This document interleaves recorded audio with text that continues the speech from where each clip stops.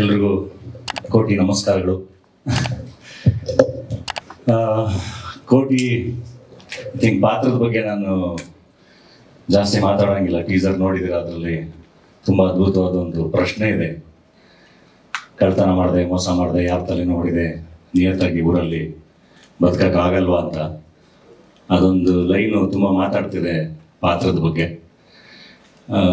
ಈ ಕೋಟಿಯ ಜರ್ನಿ ಬಗ್ಗೆ ಮಾತಾಡ್ತೀನಿ. ನಾನು ಪರಮ್ ಅವ್ರನ್ನ ಮೀಟ್ ಮಾಡಿದ್ದೆ ಯಾವುದೋ ಈವೆಂಟ್ಗಳಲ್ಲಿ, ಅಲ್ಲಿ ಇಲ್ಲಿ ಹಾಯ್ ಹೇಳಿದ್ದಷ್ಟೇ ನನಗೆ ನೆನಪು. ಅದು ಬಿಟ್ಟರೆ ನಾನು ಪುಷ್ಪ ಶೂಟಲ್ಲಿದ್ದಾಗ ಒಂದು ಸಾರಿ ಪರಮ್ ಅವ್ರು ಕಾಲ್ ಮಾಡಿದರು ನನಗೆ ಮಿಸ್ ಕಾಲ್ ಇತ್ತು. ಅದಾದಮೇಲೆ ನಾನು ಫೋನ್ ಮಾಡಿದೆ.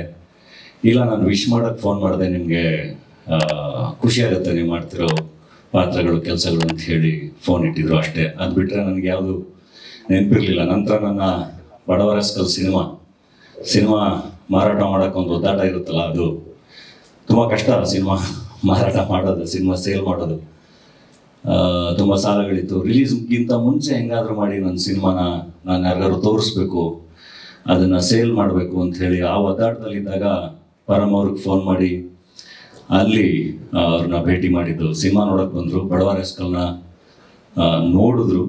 ಆ್ಯಂಡ್ ಬಡವರ ಸ್ಕಲ್ ಜೊತೆ ತುಂಬ ಚೆನ್ನಾಗಿ ನಿಂತರು, ಅದರ ಮಾರ್ಕೆಟಿಂಗಿಗೆ ನಿಂತರು, ಸಿನಿಮಾನ ತೊಗೊಂಡ್ರು. ಆ್ಯಂಡ್ ಬರೀ ಸ್ಯಾಟಲೈಟ್ ಅಷ್ಟೇ ಹೋಗಿತ್ತು. ಲಾಸ್ಟ್ ಮೂಮೆಂಟಲ್ಲಿ ಡಿಜಿಟಲ್ ತೊಗೋತೀನಿ ಅಂತ ಹೇಳಿದವ್ರು ತೊಗೊಳ್ಳಿಲ್ಲ ಒಬ್ಬರು. ಅದಾದಮೇಲೆ ಅದಕ್ಕೂ ಅವರೇ ಶ್ರಮ ಹಾಕಿ ಅದನ್ನು ತೊಗೊಂಡ್ರು. ಆ್ಯಂಡ್ ಅದನ್ನು ಸಿನಿಮಾ ರಿಲೀಸ್ ನಂತರನೂ ಅಷ್ಟೇ ಅದನ್ನು ಬಿಡಲಿಲ್ಲ. ಟಿ ವಿಯಲ್ಲಿ, ಡಿಜಿಟಲಲ್ಲಿ ಎಲ್ಲ ತುಂಬ ಚೆನ್ನಾಗಿ ಪ್ರಮೋಟ್ ಮಾಡಿ ಮನೆಗೆ ತಲುಪಿಸೋಂಗೆ ನೋಡಿಕೊಂಡ್ರು.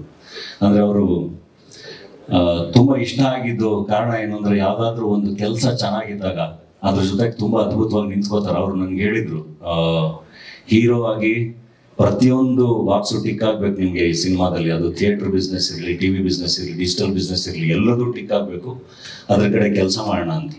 ಹಂಗೆ ನೋಡಿದ್ರೆ ನಾನು ಒಬ್ಬ ಕಲಾವಿದ ಅಷ್ಟೇ. ಹಂಗೆ ಹೋದಾಗ ಒಂದು ಸಿನಿಮಾ ನೋಡಿ ಒಬ್ಬರ ಜೊತೆ ಅಷ್ಟು ಚೆನ್ನಾಗಿ ನಿಂತ್ಕೊಳ್ಳೋದಿದೆಯಲ್ಲ, ಅದು ತುಂಬ ಇಂಪಾರ್ಟೆಂಟ್. ಇವತ್ತು ಬಡವರ ಸ್ಕಲ್ ಸಕ್ಸಸ್ಸಲ್ಲಿ ಖಂಡಿತ ಅವರಿಗೆ ತುಂಬ ದೊಡ್ಡ ಶೇರ್ ಇದೆ.